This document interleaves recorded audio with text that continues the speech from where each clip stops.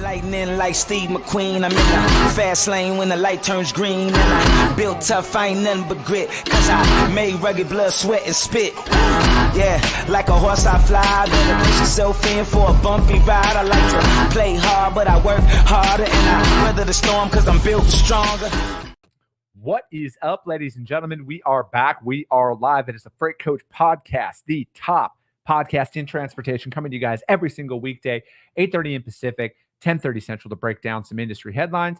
But most importantly, provide you guys with some actual insight into what you can do with all of this information.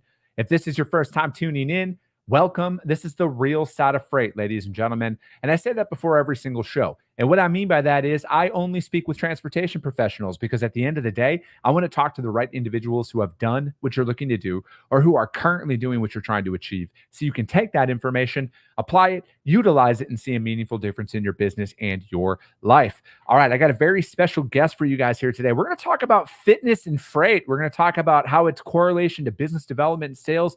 It's something that I hold very near and dear to my heart on this, and kind of getting my life back in line here at the age of 38 years old, and still got a long way to go with it. But with that being said, I got my man Nick with Stride Motivation back on the show. Nick, thank you so much for joining me. Chris, thanks for having me, brother. No, man, I appreciate it, dude. And what I think, what's crazy is it's been like like 4 or so years since I started. We connected on LinkedIn, and you always talked about your story and like a lot of the adversity and stuff that you've overcame and everything in your career. So like, before we get into, anything about that, man, tell us about yourself, man. Well, I'll give you the easy part first. I just finished up 18 years in the logistics space, mostly in sales and sales leadership. But the interesting part of my story is that I'm a 4-time cancer survivor. I'm a type 1 diabetic. I'm a recovering alcoholic. I have 7 herniated discs from 2 different rollover fatality car accidents. I have sleep apnea, nerve damage. I almost died from meningitis.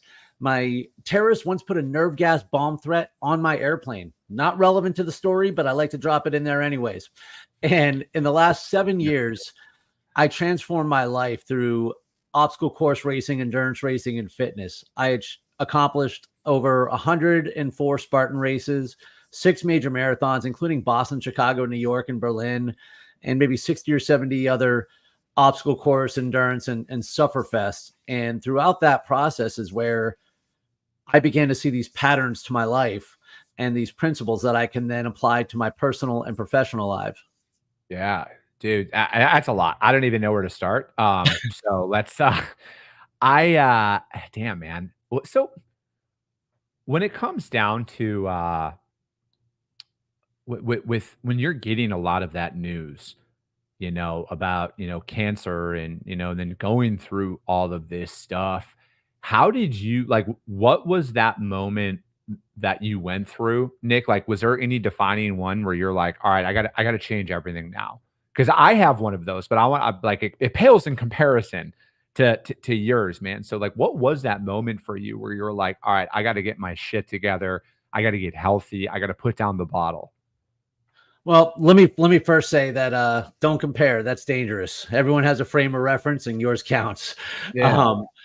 But there was a couple defining moments, and the alcohol came from a moment of fortunate desperation, and that was my last drunk, which was 10 years and 1 month ago, where I found myself coming out of a blackout in a Las Vegas hotel, surrounded by cops and security, being told that I had to leave.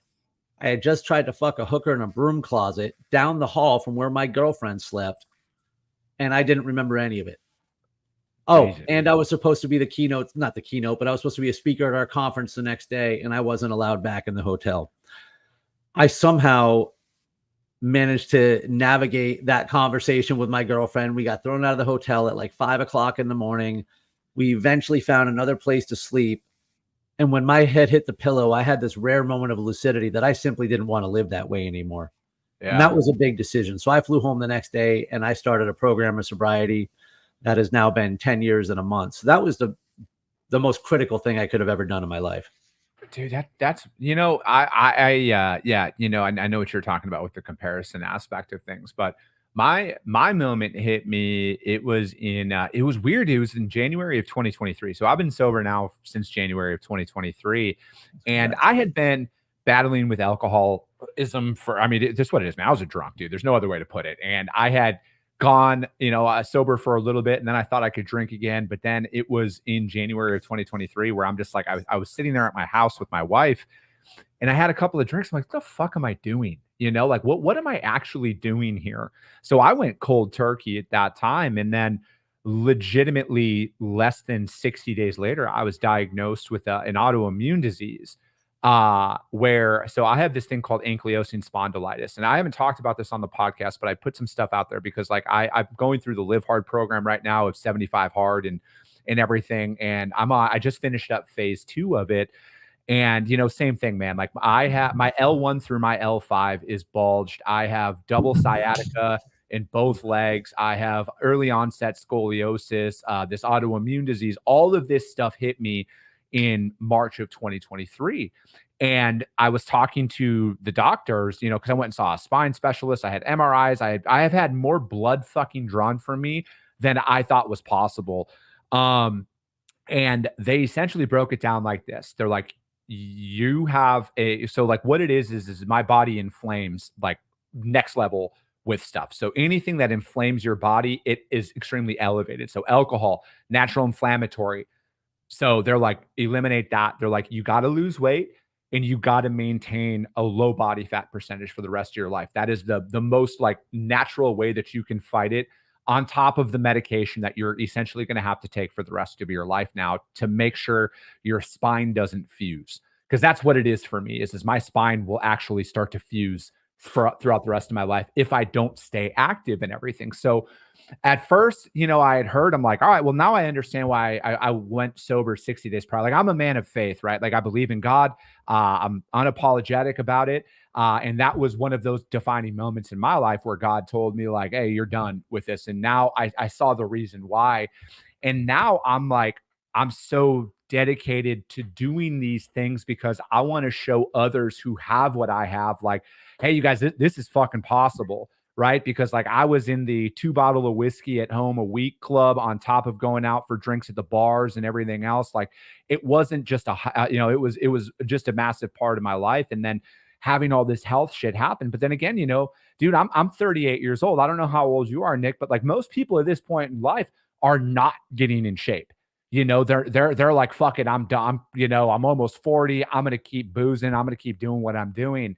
And the old me would have, man. Like the old me would have been down that route. And I fully credit, I fully credit finding the Real AF podcast, finding Andy Frisella, finding Ed Milet's content on what put me on the right trajectory 4 years prior to any of that stuff happening. So like all of these things are moments. And, for you had a couple of really defining moments in your life that you changed everything. And you could have went the opposite, man. So I got to give you a lot of props here, Nick. And I don't know if anybody's ever told you that, man, but I'm proud of you for making those choices because a lot of people would have taken the opposite. Thank you. Thank you. There were a lot of defining moments. And I'll tell you what, putting the booze down was just part of it. That was stopping the hurt. That was stopping the bleeding. Because at some point, I actually had to make a decision to live my life. And at some point, I had to make a decision to live my life beyond the excuses or the bubble that I had created for myself. And that became another defining moment when I was writing my first book, Through the Fire, where I realized here I was in 2019 writing this book, listing everything that I had been through, including all these things, writing a book about all that I had achieved and how I came through the other side. And I realized I wasn't playing the victim anymore, but I wanted it to stop. I still wanted the bad to stop. And as I'm reading the book and I'm looking at the patterns of everything that I had been through and who I was now, this is the most important part, who I was now, and realized that none of who I was now would be true if not for all those things.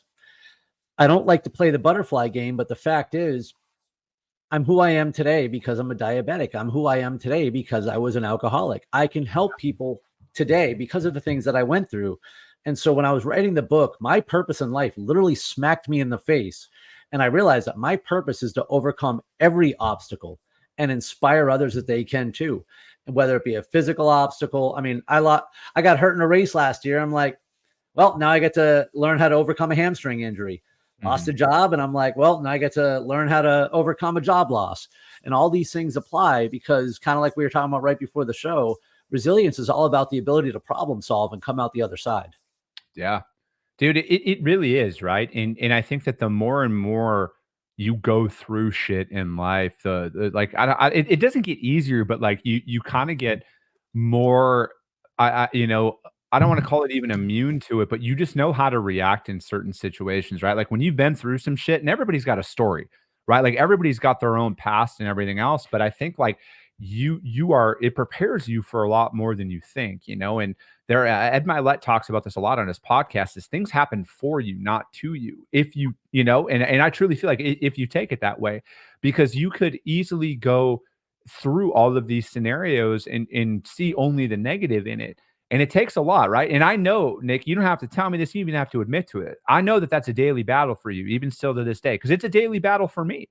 To this day, it's a daily battle to go through a lot of this shit and not just say, fuck it.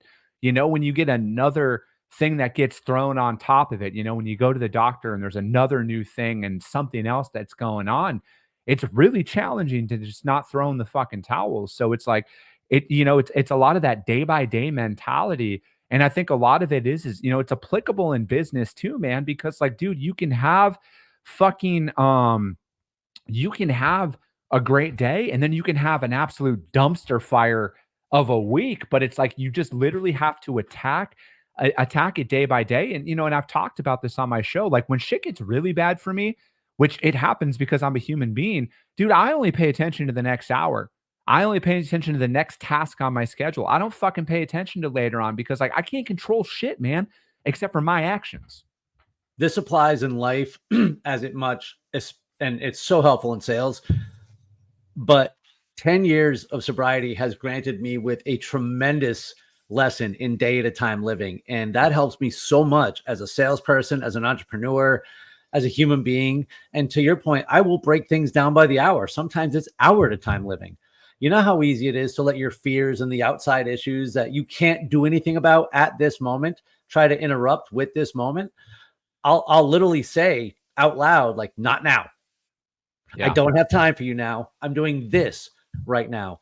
It's just as easy for the thoughts to pop into my mind while we're having this conversation, but I'm focused on what we're doing right now. And I always like to break it down to this one sentence too. And I'm not sure where to go. What is the one thing that I can do right now that will bring me closer to my goals? Mm-hmm. Because oftentimes we can't. I'm trying to climb a mountain in 31 days. I've been training for this race for 3 damn years. Nice. What can I do about it right now to get me closer to my goals? Yeah. Have a sip of water. Yeah. No, dude. It is. Because sometimes we got to break it down to the simple. You know, what is the simplest action I can take towards my goal? Because at the end of the day, and this is what the book is about, it's about maintaining that mental endurance. You know, when we're hard charging, picking every fight, trying to win every call, trying to get every deal done and fix every problem, at the end of that day, you probably did not succeed and you're exhausted. It causes burnout. It makes you worse at the end of the day. So now you're not having fun. You're not enjoying time with your spouse. You're not working out or adding those things that feed your soul. How are you going to be going back to work the next day? That's why so many of us in this business, I think, develop crutches too. Mm-hmm. You know, we're fighting this constant burnout. We lose sight of maybe why we're doing it, and we get stuck in that whirlwind. It only creates anxiety when you're just so focused on winning and losing every single battle, as if it's going to make or break the rest of your life, when in fact, most of them don't matter. Yeah. Sonny, for me, it doesn't bother me at all. I just, you know, but like if people want to go out there and have a drink, you know, it's, you know, but if people start getting rowdy, man, I just remove myself from the environment. It's a lot easier to do it that way. I'm very similar.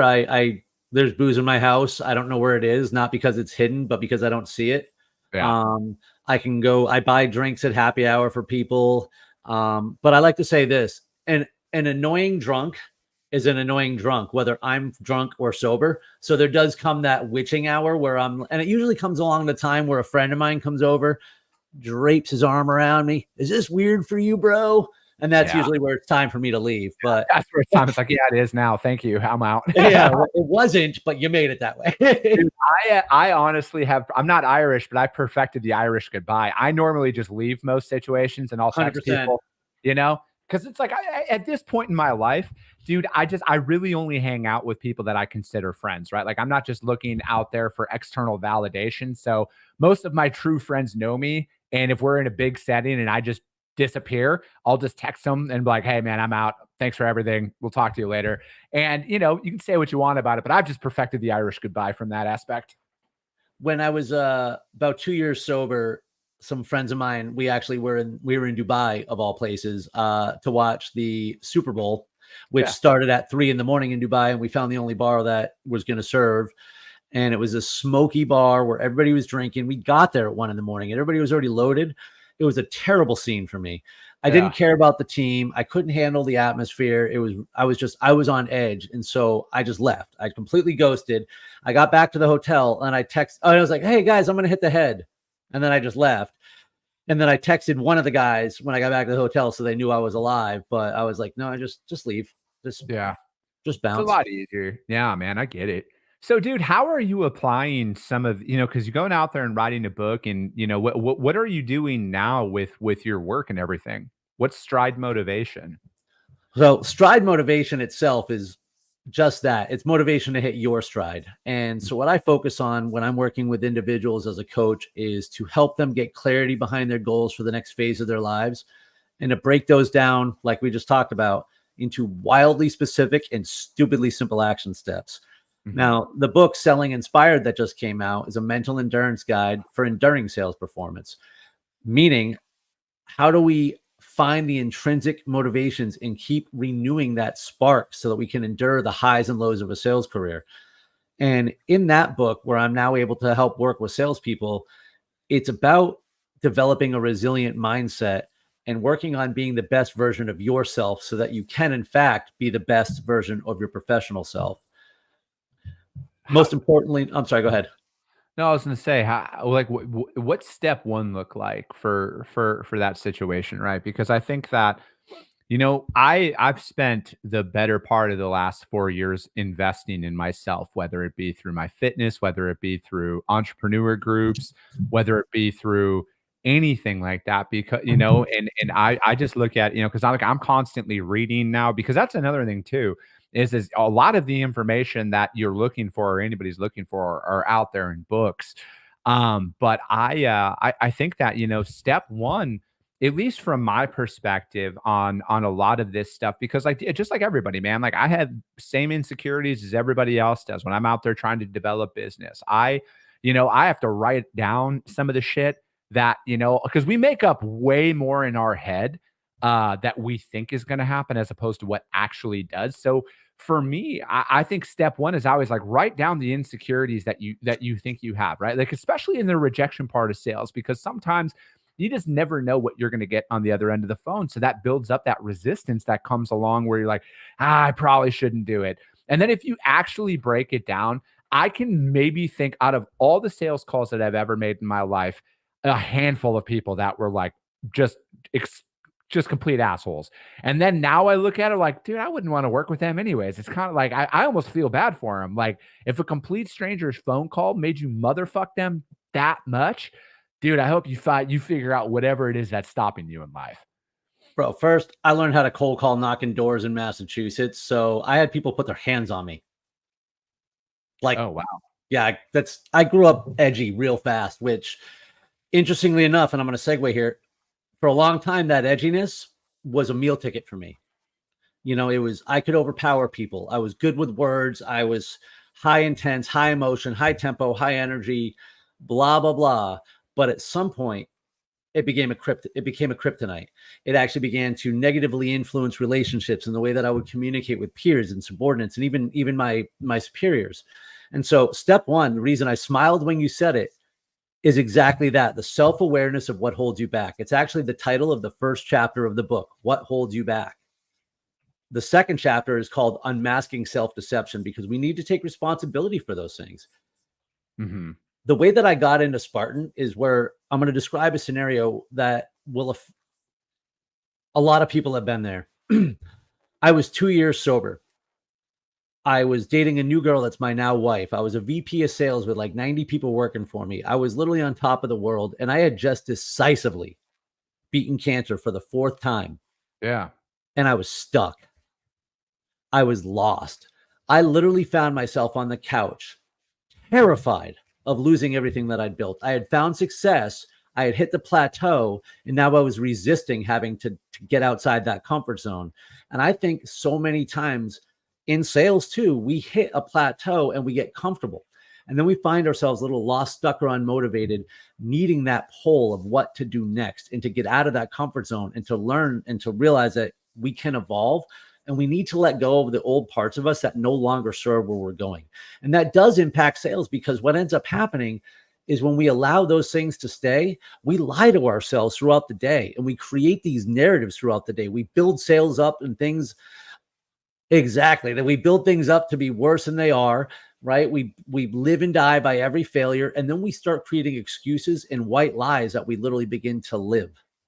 Yeah. And dude, Nick, I posted this yesterday because, like I see so much content out there in the transportation industry, and this isn't directed at any one individual or any organization out there, but I see so much information that is not practical, to where I truly feel like 98% of the people are. They're looking to build a book of business or their business.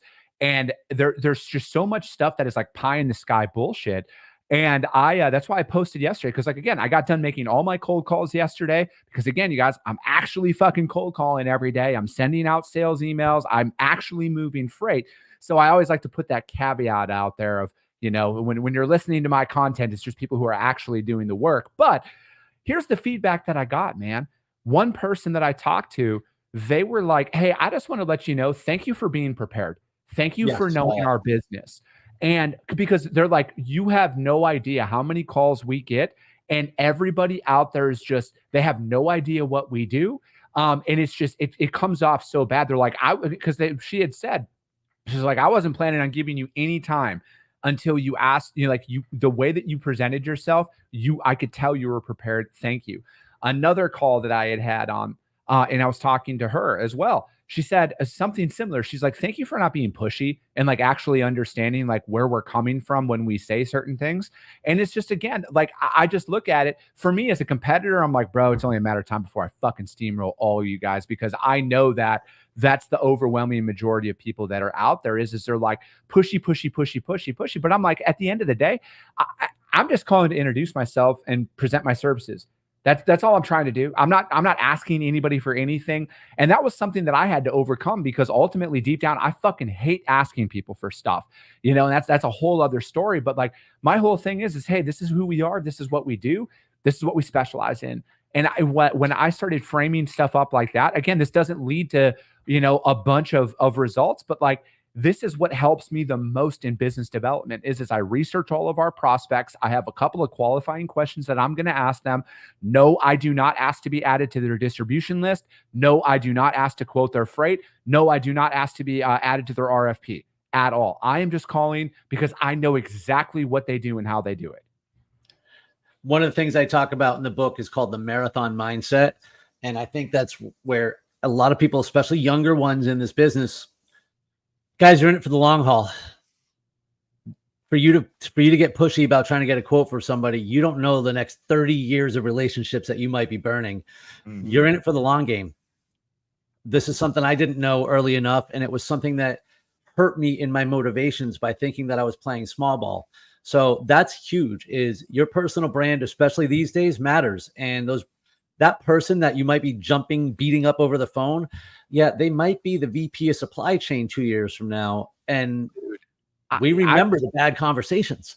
Yeah, I'm that's my whole mindset with everything. Because especially if they're like, nope, not interested. I'm like, all right, cool. Or, I got a rejection this morning. Take me off your list. Cool. Perfect. Won't reach out to you ever again. Because again, I know for a fact that if you push in those moments, I just look at it like this, man. I know enough people that are shipping managers out there. They've been on this show. They've provided this audience with so much guidance and value. And I always look at it like this. What if they are going to be the VP of supply chain at Coca-Cola one day? What if? What if they are? What if they go and you're on the finish line of a new prospect and then they come in and they're now the transportation manager. They're going to be like, I know you. I know your company. Fuck you. You know, like that's a very real thing because this is a big, small industry, man.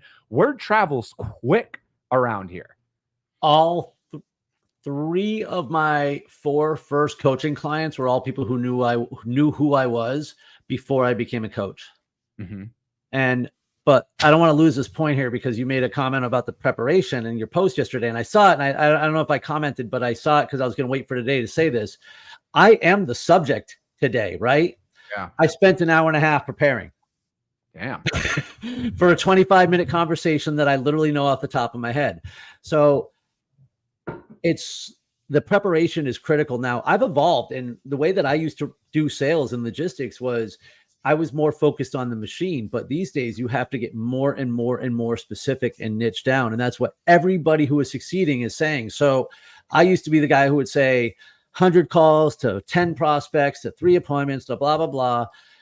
It is vitally more important that you have less of an opportunity to actually create an impact with the people that you're trying to reach these days. And you have to care about the things that they care about, not what you care about. And that takes time and research and then focus. Yeah. And I look at it like this, you know, because at the end of the day, man, like we primarily specialize in full truckload, right? Like unless I have an established customer who comes to me with a massive opportunity and says, can you look into this for us? Sure. But for the most part, like all of this is plug and play, right? It doesn't matter whether it's full truckload, drive-in, reefer, open deck freight. It doesn't matter. It's all plug and play. And you should really, and I talk about a niche all the time on here, so I don't want to beat down on that. But again, you should break down your prospects to where you're having the exact same conversations time and time again. If you're going to call food shippers, just call food shippers that day. Don't bounce around so you can get into that flow, because ultimately the overwhelming majority of customers that are out there right now, they do not need your services at all. How do you get noticed in this market? Do what others aren't willing to do. And it is so easy. It is so easy out there to separate yourself, and it has everything to do with being a little prepared. I don't know their fucking P&L. I don't know who, you know, I just know what they do. I know realistically where they're shipping to because I've been doing this for a long time. But again, for the most part, food, are they going direct to consumer? Do they have an e-commerce platform that they're working on? Or do they go direct to major grocery retail distribution? Or are they just a manufacturer that manufactures private labels? Boom. You come in there with any of those 3 loaded questions, and you're going to have a lot better conversation than the alternative. And then again, plug and play for whatever niche that you are in, and then go out there and just apply it, you guys. But again, you got to perfect it. You got to make calls to actually step up and then actually understand how to navigate through some of these. And I'm going to go a step further with the niche part. Yeah. Again, you and I were talking about before the show and just now the importance of problem solving. It's one thing to have your plug and play for how you approach customers. But once you've solved enough similar problems of similar businesses, you can then reverse engineer that down to the conversation, because the people that you are targeting are likely having similar problems. People don't buy what you're selling. They buy the problem that it solves. Mm-hmm. Yeah. No, dude, I'm right there with you, Nick. Where can anybody find this book though, bro? Where's it at? Are you selling it? Where are you selling it? Is it on your website? Direct him to the area that benefits you the most here. Amazon.com. Selling Okay. Inspired and Through the Fire, both available in Kindle and paperback. If someone was interested in a signed copy, they could message me directly on LinkedIn or anywhere on the internet at Stride Motivation. And where are you, like when it comes down to your coaching stuff, do they just DM you on LinkedIn and everything? Yeah. I can also be reached at my website, stridemotivation.com, but I am accessible pretty much on every social media channel at Stride Motivation.